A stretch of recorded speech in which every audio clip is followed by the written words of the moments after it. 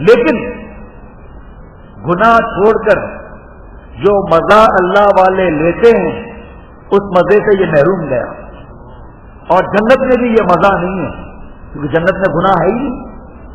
تو جنت میں کہاں سے مزہ آیا؟ یہ اللہ نے بھیجا ہی اس لیے میرے دوستوں اور ساتھیوں کہ اگر گناہ ہو جائے، اللہ کی ساری صفت کا ظہور ہو چکا تھا آسمان پر، ایک صفت عفو، معافی، درگزر کی بھیک، اس کا ظہور کہاں ہو؟ کہیں ہو ہی نہیں سکتا. فرشتے تو معصوم ہیں، ہم تو معصوم نہیں ہیں. اللہ نے ہمیں پیدا کیا جاؤ، اور ایسا نہیں فرمایا کہ جاؤ مرو یہاں سے نکلو، نہیں، پیدا فرما کر اپنے محبت کی چوٹ لگا کر بھیج دیا. دل ازل سے تھا، کوئی آج کا شہدائی ہے.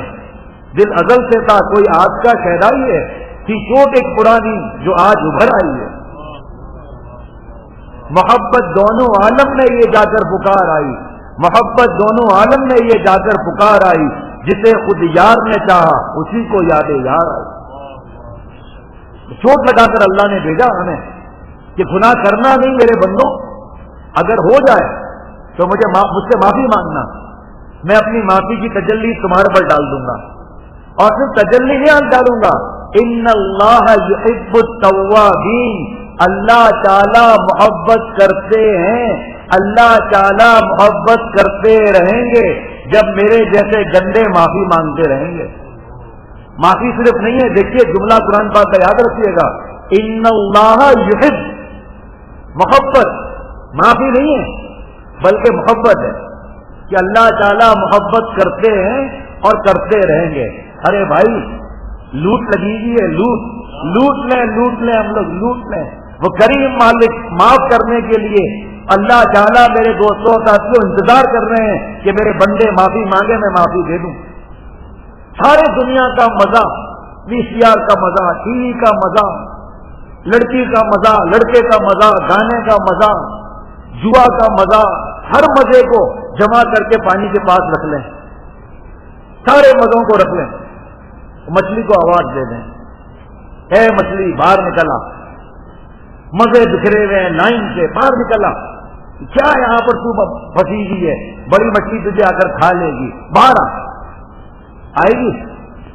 کہے گی نہیں. گھر کے درخت کی ہزارہ رنگا ہاتھ، ماہیا را یبوست گنگا ہاتھ.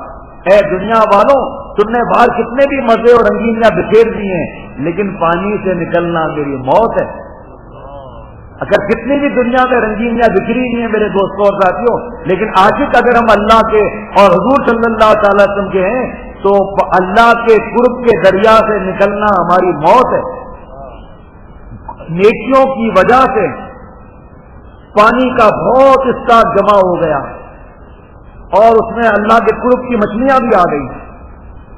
نیکیوں کی وجہ سے بہت مال جمع ہو گیا پانی کا، اور بہت مال مچھلیوں کا جمع ہو گیا، لیکن گناہوں نے اس پانی کو چوسنا شروع کر دیا. گناہوں نے اس پانی کو چوسنا شروع کر دیا. داڑھی ٹوپی کے ساتھ اپنی جوانی برباد کر رہا ہے، کوئی نہیں دیکھ رہا مجھے. جھوٹ. حضرت والا فرماتے ہیں کتنا بے حیا ہے یہ کہ ماں باپ سے، شیخ سے، استاد سے، امام صاحب سے، بھائی بہنوں سے، رشتے داروں سے چھپ کر، دروازہ بند کر کر، کھڑکیاں بند کر کے، پردے ڈال کر چھپ کر گناہ کرتا ہے کہ مجھے کوئی دیکھ نہ لے. اتنی اسے حیا آتی ہے. فرمایا اس سے بڑا بے حیا کون ہے کہ ساری مخلوق سے چھپ گیا، اللہ سے نہیں چھپا. الم یعلم بان اللہ یرا، کیا انسان کو معلوم نہیں کہ اللہ اسے دیکھ رہا ہے؟ سب سے چھپ کر گناہ یہ کرتا ہے.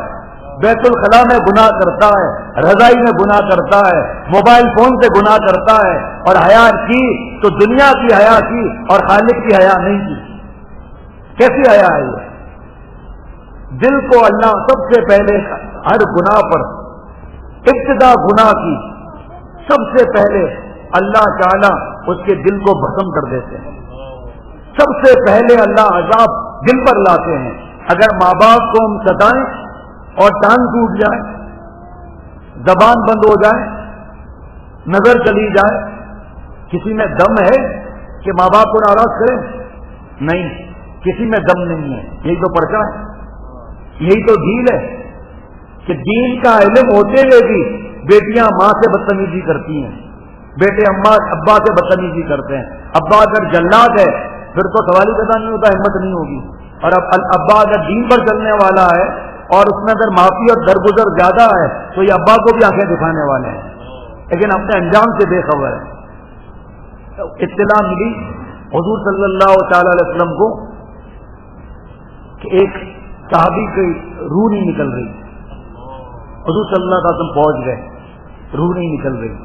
فرمایا اماں کو بلاؤ، اس کی اماں کو بلاؤ. بھائی اماں آئی، کہا بھائی آپ اپنے بیٹے سے خوش ہو؟ کہا نہیں، میں اس سے ناراض ہوں. اب حضور صلی اللہ علیہ وسلم سمجھ گئے. کہا ہے عورت تم یہ پسند کرتی ہو کہ تمہارا بیٹا آگ میں جلے؟ اے نبی صلی اللہ علیہ وسلم میں تو اس کو پسند نہیں کرتی. فرمایا دیر مت کرو، جلدی کرو، اپنے بیٹے کو معاف کر دو جلدی. فوراً عورت نے کہہ دیا میں نے بیٹے کو معاف کر دیا، روح نکل گئی. یہ تو میرے دوستوں اور ساتھیوں قرآن پاک اور حدیث پاک کے مضمون ہے. حضور صلی اللہ علیہ وسلم فرماتے ہیں والدین کی رضا میں اللہ کی رضا ہے، والدین کی ناراضگی میں اللہ کی ناراضگی ہے. لیکن وہی عرض کر رہا ہوں، شیطان ایک حضرت والا دامت برکات نے فرمایا کہ ایک بیٹے نے اپنے باپ کے گلے میں رسی ڈالی اور مان لو کہ یہاں سے ایک ستون ہے اور اس ستون تک اس کو گھسیٹتا ہوا لے آیا.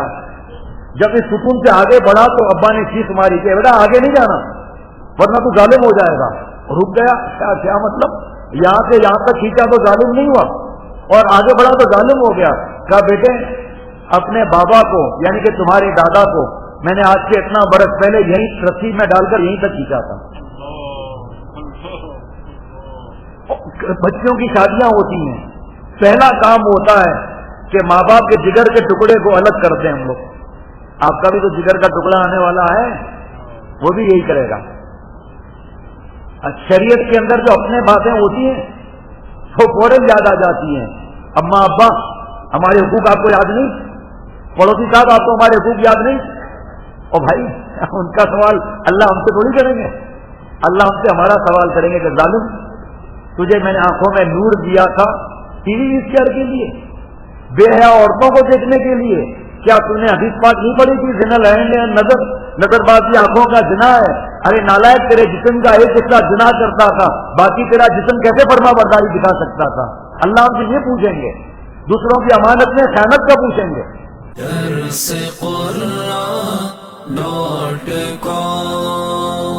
www.darsequran.com